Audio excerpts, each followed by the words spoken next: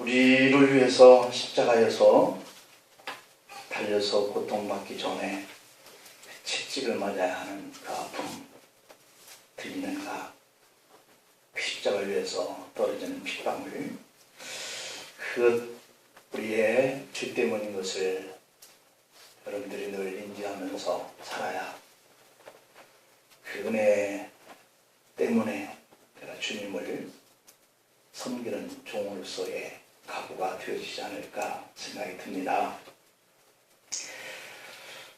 렘브란트라고 하는 유명한 화가가 있습니다. 그는 아주 돈독한 신앙을 가진 그런 화가예요.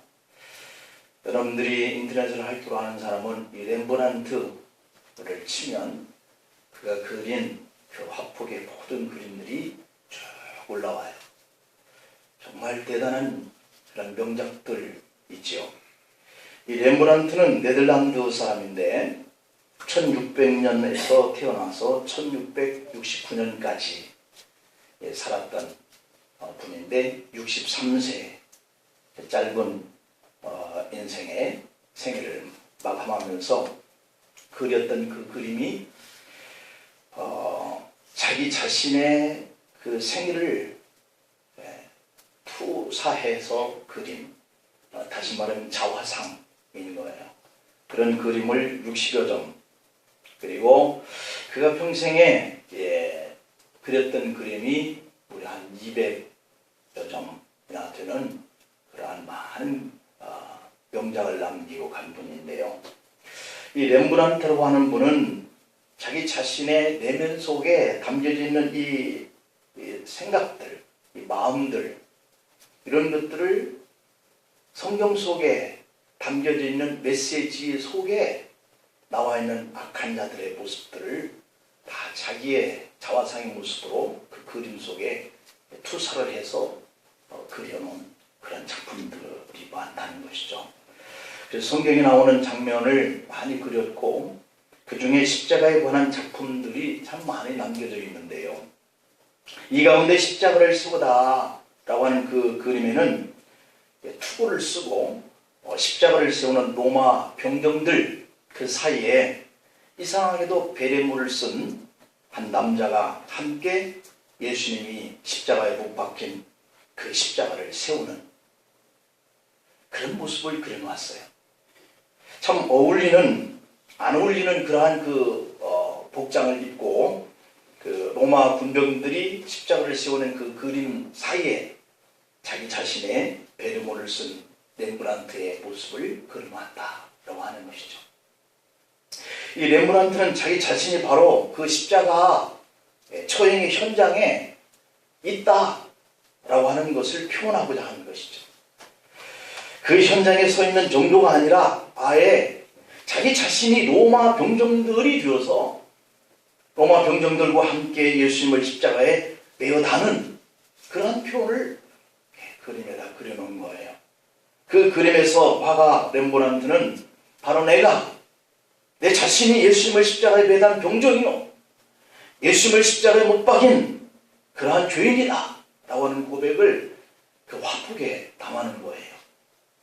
자, 그렇다고 한다면 오늘 우리의 자세는 이 고난절을 맞이하면서 십자가에 달린 예수님을 바라볼 때 내 모습은 어떤 위치에 있을까?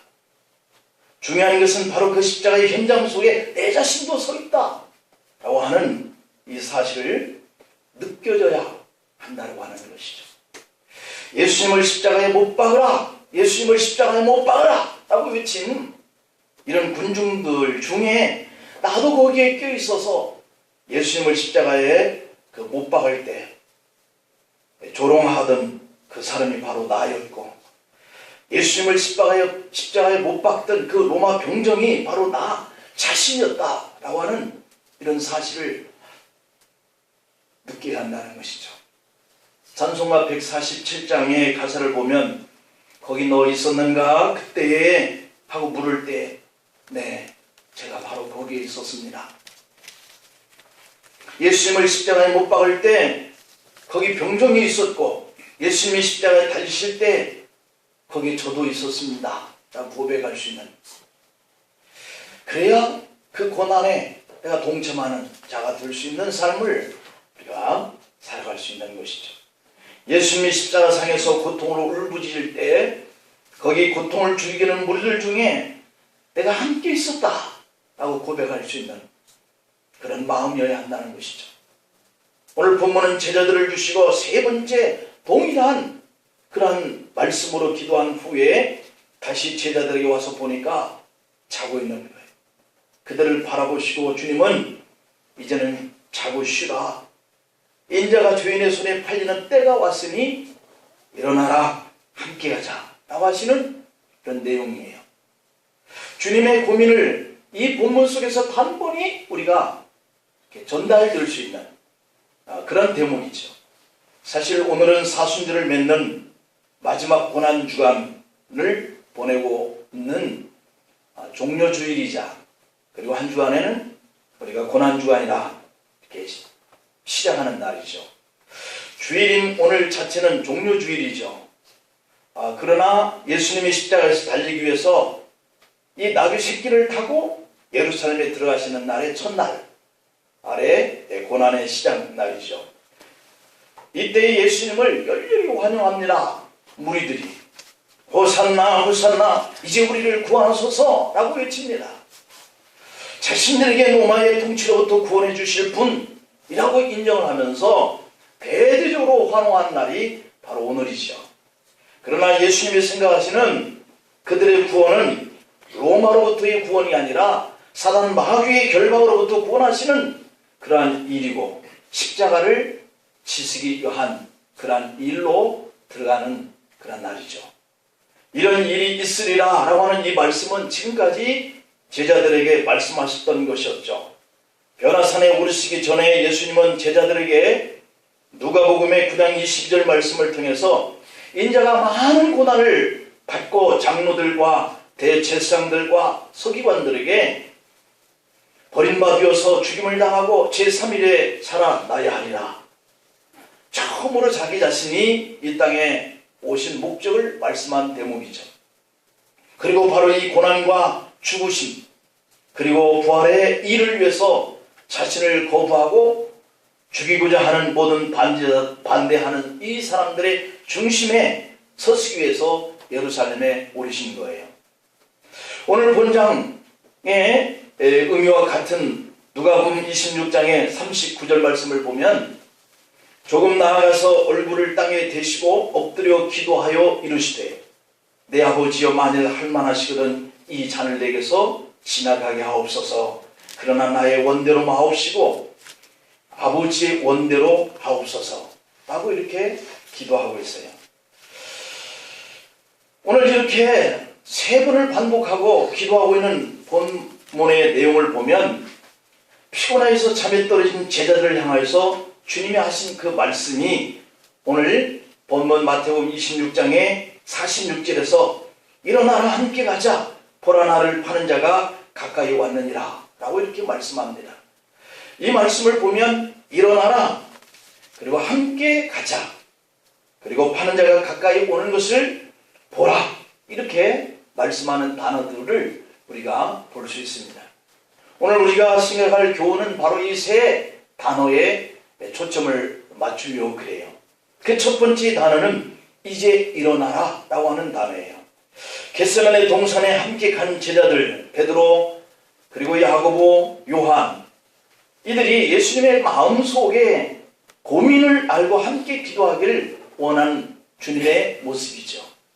왜냐하면 이것은 주님을 위함보다도 곧 이어서 벌어질 이 제자들에게 임할 엄청난 그 소용돌이 속에 휩싸여질 그 시험거리 그것 때문에 그런 것이죠.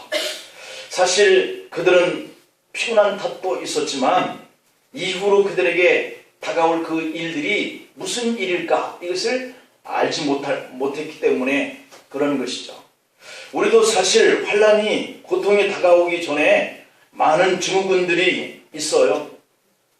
그런데 그러한 증후군들을 보면서도 우리 자신이 그 일에 휩싸여서 시험거리가 될 일에 대해서 온전하게 알지 못하죠. 그러나 다만 그 일이 되어지는 현상을 보고 어렴풋이 불안감을 느낄 수는 있는 그러한 증후의 모습들이 일어나요.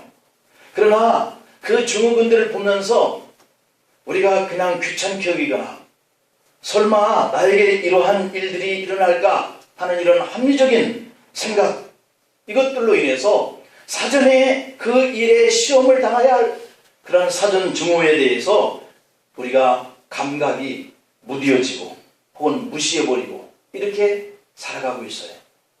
그런데 오늘 본장 마태복음 26장 40절 말씀을 보면 예수님은 그렇게 상황에 대해서 무지한, 그리고 애써서 무시하고 있던 이런 제자들에게 다가가셔서 그 자는 것을 보십니다.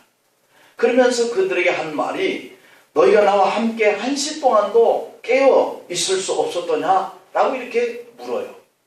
십자가의 죽음을 앞두고 예수님은 제자들에게 어려운 일들을 앞에 두고 안타까워하시면서 시험에 들지 않게 깨어서 있어야 하는 것 아니겠느냐? 라고 이렇게 말씀하는 것이죠. 그들이 피곤하였고 지금 예수님이 불안하여서 근심된 고민 때문에 제자들과 함께 기도 좀 해줘 라고 말씀하시는 이들의 그 모습들, 그 증후군들, 다시 말하면 그들에게 다가올 주님을 잃어버릴 수 있는 그러한 시험에 대비해서 미래가 보이지 않는 것이죠. 기도까지 하고 싶지 않고 그래서 그들은 잤어요. 오늘 주님이 하시는 말씀은 바로 그러한 상황 속에서 일어나라, 함께 가자는 거예요. 애써서 나타나 보이지는 그 불안과 두려움의 환경이 나의 앞에 어떤 일이 올 것인가 하는 것들을 부인하고 생각지 아니하려고 하는 그런 자리 속에서 일어나라, 주님은 말씀하는 거예요. 요한복음 11장 43절과 43절 4절 보면 큰 소리로 나사로야 나오라 부르시니 죽은 자가 수족을 배로 동인 채로 나왔는데 그 얼굴은 수건에 쌓여 있었다. 예수께서 이르시되 풀어라 다니게 하라 말씀합니다. 죽어서 냄새나는 나사로를 죽음 속에서 일어나라 하니까 일어나는 거예요. 의미가 큰 것이죠. 수족에 묶여있으면 썩어 냄새가 나면 홀로 일어나서 나올 수 없는 상태에 이르렀는데 그런데도 불구하고 주님이 일어나라 라고 하니까 그들이 일어났어요. 그런데 우리는 살아있는 거예요. 그런데도 묶여있어요. 일어나라 그런데도 무시하는 거예요. 죄로 묶여져 있거나 두려움에 묶여져 있거나 염려와 근심에 묶여있거나 원망과 불평에 묶여있거나 나는 할 수 없다고 하는 이 패배감에 묶여있거나 돈이 없어서 못한다고 하는 이 부정적인 생각에 묶여있거나 그 묶여있는 곳에서 자유할 수 있는 그런 우리 의지를 포기하고 묶여있는 거예요. 일어나기를 축원합니다. 생각의 행동을 하게 하는 것을 믿으시기를 축복합니다. 일어나기 싫어 하는 생각을 가지면 못 일어나요. 안 일어나요. 그런데 내가 그 모든 것들을 포기할 수 있는 썩어가는 시신이 되어있는 얼굴을 전부 다 감아버리는 이런 상태에 놓여있는 나사로는 주님의 명령에 순종하고 일어나서 걸었어요. 내가 죽어야 합니다. 그래야 주님이 일어나라 하면 일어나는 거예요. 내가 살아있어서 생각이 많은 거예요. 주님이 말씀하시면 그 묶여있던 상황도 내가 자유하는 생명으로 바뀌는 그런 자가 되어야 할 줄로 믿습니다. 어느 교회 집사님이 제자 훈련을 받고 있었어요. 그런데 그 제자 훈련에 임하는 사람들은 항상 시작하기 전에 선서를 했어요. 선서하는 항목 중에 죽음 외에는 절대로 빠져서는 안 된다 라고 하는 구호를 외친 거죠. 그런데 도중에 결혼식이 있었던 성도가 있었어요. 결혼식 날 신혼여행도 갈 수 없게 된 것이죠. 결혼하는 날도 빠지지 않았던 분인데 어느 날 그에게 큰 도전이 왔어요. 그분이 다니고 있던 그 직장에서 다른 직장으로 옮겨가야 하는 승진 발령이 난 것이죠. 지방으로 옮기는 조건은 지금보다 훨씬 더 좋은 조건으로 승진이 된 거예요. 그런데 자기가 살고 있던 곳은 부산이고 승진해서 옮겨가야 하는 장소는 대전이었어요. 이제 어쩔 수 없이 제자 훈련을 포기해야 할 그런 상황이 온 거예요. 그래서 성도님은 목사님에게 이런저런 사정 이야기를 말했습니다. 그랬더니 목사님의 대답은 절대 안 돼 라고 하는 것이었어요. 전극까지 갈 수 없다 라고 말하는 것이죠. 목사님의 말을 얼마든지 무시할 수 있어요. 오늘 우리가 여기 있는 것 우리 생각해보면 그거 무시하고 가야지 어떻게 해 하는 생각도 여러분들의 마음을 지배합니까? 그 성도님은 승진 발령을 포기하고 제자 훈련에 매진했습니다. 그 결과 성도님은 승진 발령을 무시한 대가로 회사에서 퇴직당했습니다. 갓 결혼한 그러한 젊은 그러한 분인데 퇴직을 당하니 아내에게 미안하게 되었습니다. 교회 일 때문에 다음에 다시 받아도 될 만한 그런 제자 훈련 때문에 직장까지 잃어야 퇴직까지 당해야 되는 것이 우리는 참 상상하기 힘든 부분이죠. 그런데 그렇게 두고 보니까 부끄러운 거예요. 일단 성도님은 아내가 직장에 다니고 있어서 생계 유지하는 데는 큰 불편은 없었지만 그때부터 목사님이 원망되는 거죠. 성경 공부를 하게 된 자기 자신이 원망되고 교회 나가는 것까지도 싫어지게 되는 마음이 생기는 거예요. 그런데 그렇게 몇 개월이 지났는데 집 가까운 직장에서 그 성도님을 지역의 담당자로 초빙을 하게 되었고 더 좋은 대우를 받고 다시 출근을 하게 되었어요. 그런데 누군가를 통해서 승진 발령으로 가게 될 그 대전에 그 회사가 부도가 나서 문을 닫게 되었다는 거예요.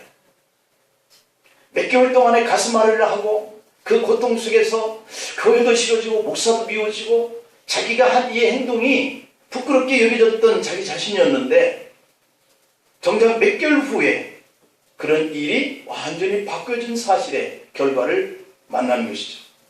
사실 가지 말라라고 하는 이 목사님도 또 직장을 잃게 된 성도님도 이 승진 발령된 회사가 부도날 회사라고 하는 것을 미리 알고 제자 훈련에 집중하는 것은 결코 아닌 거예요. 아니었던 것이죠. 하지만 이들에게 하나님이 앞서서 성경 공부할 때 그렇게 하겠노라고 죽음 이외에는 결코 빠지지 않겠노라고 약속했던 그 일이 더 중요하게 여겨졌기 때문에 다만 그들은 그렇게 행동하는 것뿐이에요. 이것은 마치 내 앞에 다른 신을 두지 말아라 제1계명을 지킨 만큼이나 하나님 앞에서 약속한 일을 중요하게 여겼던 결과인 거예요. 여러분 우리가 한번 생각해 봐요. 우리가 하나님 앞에 소원하고 약속했던 것을 내 삶의 환경에 맞춰서 얼마든지 그만두고 옮겨지고 그렇게 하는 우리들의 모습들이 얼마나 부끄러울까. 교회와 하나님 앞에 약속한 것까지 가볍게 여기고 갔더라고 한다면 그는 다만 몇 개월 가고 나서 결국은 다시 부산으로 돌아와야만 하는 그런 형편에 이르를 수도 있었던, 만약에 그렇게 되었다고 한다면 하나님 앞에도 교회 앞에도 자기 자신 앞에도 더 부끄러웠을 뻔한 그런 일이 하나님 앞에 선서했던 그 약속을 지키려고 자기 자신에게 더 좋은 조건이 왔었던 것까지도 그저 내려놔야만 하고 부끄러움을 먼저 당할만 하는 그러한 일들을 그렇게 이겨내고 나갔더니 좋은 결과가 왔었던 것이죠. 여러분, 우리는 이렇게까지도 앞날을 모르고 살아가는 존재인 거예요. 그러나 한 가지 중요한 것은 우리가 앞날을 모두 알고 계시고 그 약속에 결심한 우리 성도들의 삶을 책임져 주시는 주님을 믿고 여러분들이 주님과 함께 일어나는 그런 성도들이 되기를 축복합니다. 두 번째 단어는 함께 가자라고 하는 거예요. 동행이자 동행하자라고 하는 약속이죠. 일어서라 라고 말씀하실 때 이미 예수님은 제자들 가운데 서 있었던 거예요. 나의 삶의 자리에 개입하셔서 이미 제자들의 손을 잡듯이 저와 여러분들의 손을 잡으시는 주님 되심을 믿습니다. 마가복음 5장 41절 2절에 보면 예수님은 야이로의 딸의 손을 잡으시고 이르시되 달리다굼 라고 이렇게 외치셨어요. 번역을 하니까 내가 네게 말하노니 소녀야 일어나라 라고 하셨다는 말씀이죠. 그랬더니 죽은 소녀가 일어났습니다. 걸어요. 사람들이 놀랍니다. 모든 사람들이 아이의 죽음을 보고 슬퍼 울고 있었던 그런 상황이었어요. 사랑하던 가족을 잃는 것이 절망적인 상황이라고 하는 사실을 여기 모르는 분 없습니다. 그런데 주님은 그 상황 속에 함께 들어가셔서 슬퍼하던 이 가족들, 아이가 죽은 것, 이것을 바라보면서 그의 손을 잡으시면서 잔다 라고 이렇게 말씀하세요. 마가복음 5장 38절 39절을 보니까 회당장의 집에 함께 가셨다. 그 회당장의 집에 함께 주님이 가셨어요. 그때 떠드는 것과 사람들이 울면서 통곡하는 것을 보셨어요. 예수님은 들어가셔서 그들에게 너희가 어찌하여서 떠들며 우느냐? 이 아이가 죽은 것이 아니라 잔다라고 말씀하여요.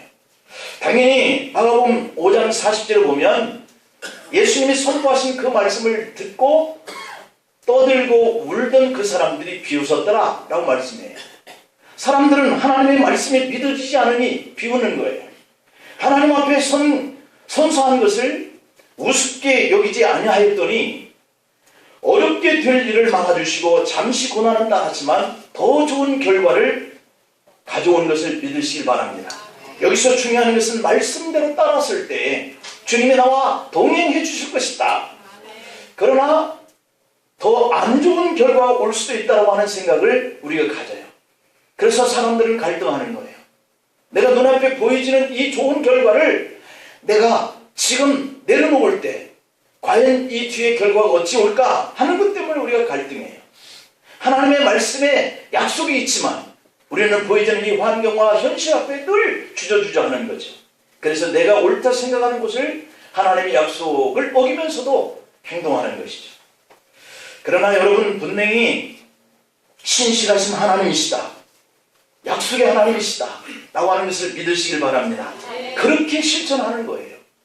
사실 죽은 아이에게 손을 얹고 일어나라, 이거 선포하기가 목회자 입장 속에서도 대단히 어려운 부분이잖아요. 주님도 사람의 몸을 입으시고 오셔서 그 죽은 아이의 손을 잡고 일어나라 라고 하시는 것이 쉽지 않아요. 사람들은 떠들고 있고 울고 있는 이 장소에서 망신당할 수 있는 것 때문에 외치는데 갈등이 얼마나 많겠어요.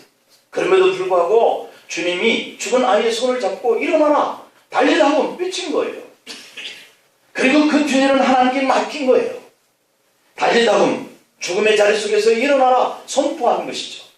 이런 모습에서 느낄 수 있는 것은 눈에 드러난 우리의 환경은 날마다 우리를 절망 가운데로 이끌어가는 거예요. 갈등하게 하는 거예요. 그 절망적인 환경은 사람들 관계 때문에, 그리고 직장 일 때문에, 사업을 경영해야 하는 일 때문에, 물질 때문에, 오늘 하루의 결과가 보이지 않고 미래가 보이지 않는 그 캄캄함 때문에 우리는 갈등하는 거예요. 가야 할까? 하나님의 약속을 붙들고 따라야 할까? 그래서 우리는 주님이 하신 일이 참으로 감동적인 거예요. 물질 문제도 아니죠. 직장 문제도 아니고, 사업의 운영 문제도 아니고, 사람과의 관계가 깨뜨려질 것 때문도 아니고, 마음 상한 것 정도로 해결되어질 그런 문제가 아닌 정말 간단한 문제가 아닌 거예요. 우리들을 두렵게 하는 더 큰 문제, 그것은 죽음과 삶의 문제예요. 이 죽음과 삶의 문제보다도 더 큰 것은 아무것도 없는 거예요. 물질 문제, 건강 문제, 작은 거예요. 그래서 외쳤다가 되면 좋고 안 되면 그만의 문제가 아닌 거예요. 비웃음과 조롱의 결과가 뒤따라올 수도 있는 이런 상황이 일인 거예요.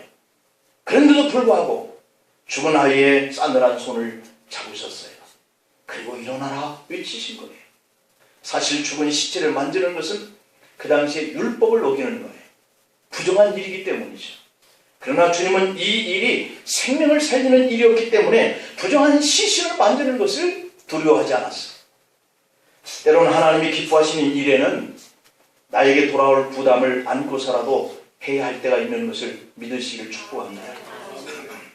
하루 일과를 마치고 저녁 늦은 시간에 피곤한 몸을 이끌고 주님 전을 찾아서 기도한다 라고 하는 거 부담일 거예요. 그러나 우리가 이 고난주간 한 주 동안에 내일부터 시작합니다. 부담이죠. 동참하시면 복이 될 줄 믿습니다. 이런 일의 결과에는 주님이 반드시 채워주심이 따르는 거예요. 그렇습니다. 주님은 오늘 우리의 부정적인 모습까지도 함께 하시고자 손을 내밀어서 잡아주셔서 그 문제를 해결해 줘요. 천지창조 벽화의 그림은 1508년부터 1512년까지 무려 4년에 걸쳐서 완성한 미켈란젤로의 작품이죠. 이 미켈란젤로는 무려 4년 동안이나 발판 위에 두어서 작업을 하면서 이 바티칸 궁의 시스티나 성당의 천정 벽화를 완성했어요. 그 그림이 뜻하는 것은 하나님이 아담의 손을 잡으려고 하는 그 순간을 표현한 그린 그림이에요. 하나님은 이렇게 타락한 인간의 손을 잡아 주셨다라고 하는 그런 의미를 그림으로 표현하려고 했던 것이죠. 바로 그런 모습의 하나님은 예수님의 손으로 회당장 야이로의 죽은 딸을 잡아주셨어요. 그리고 이제는 그 손뿐만 아니라 자신의 온 몸으로, 그리고 죄로 죽은 모든 사람들의 죽음을 대신해서 이 십자가에서 아까 우리 찬양대에서 간절하게 불렀던 그 핏방울이 땅에 떨어지는 우리의 죄에 대신해서 담당했던 그런 모습을 하시고 죽으신 것이죠. 이런 일이 바로 오늘 십자가 위에서 일어난 거예요. 마가복음 5장 42절에 보면 소녀가 곧 일어나서 걸으니 나이가 12살이라 사람들이 곧 크게 놀라고 놀랐다 라고 했어요. 조롱하던 사람들이, 비웃던 사람들이 아이와 함께 하신 예수님이 하신 그 일을 보고 놀라고 놀랐다라고 하는 것이죠. 교회 때문에, 주님의 일 때문에 믿음 생활하다가 하나님의 중심으로 살다가 혹시 비웃음과 조롱을 당하신 적이 있으신가요? 부끄럽고 창피하고 모멸감을 느낄 때가 있었나요? 반드시 우리 주님은 그런 여러분에게 함께 해주시고 놀라고 놀라운 감탄스러운 그런 일들로 갚아주실 것을 믿으시기를 축복합니다. 마지막 세 번째는 다가올 고난을 보라 라고 하는 거예요.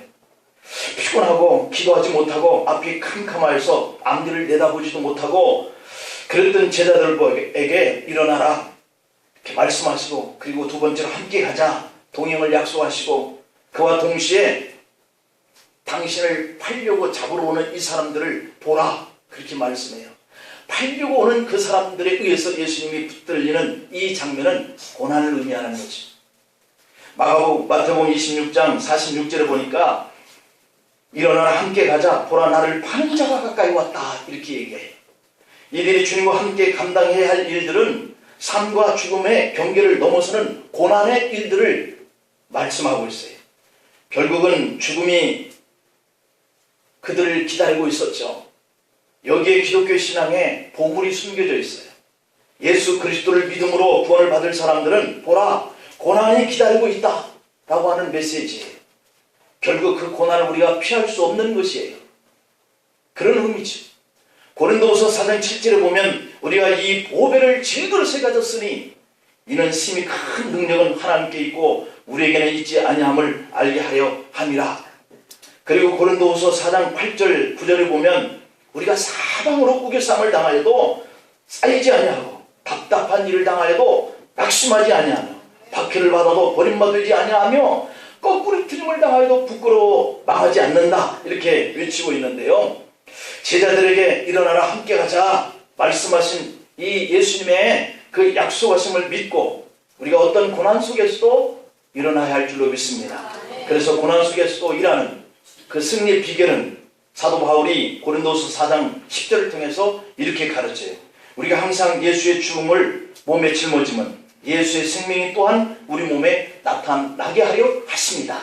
고난을 맛본, 고난을 짊어진 분들은 부활의 영광을 반드시 받게 될 줄로 믿습니다.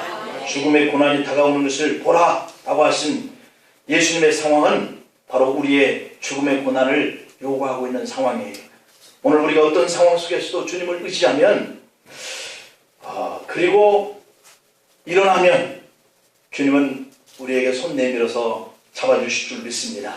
그리고 그 품에 안겨서 우리에게 밀려오는 그 어떤 고난 속에서도 시험에 들지 않도록 아버지의 뜻대로 되기를 원한다는 이런 놀라운 주님의 그 도우심이 함께하게 될 줄로 믿습니다. 가장 어둡고 고통 때문에 힘들거나 혹시 죽음이라는 고난이 올 수도 있겠다고 하는 이 시험의 길에서 오늘 여러분들이 일어나서 주님과 함께 동행하는 삶을 사시기를 축복합니다.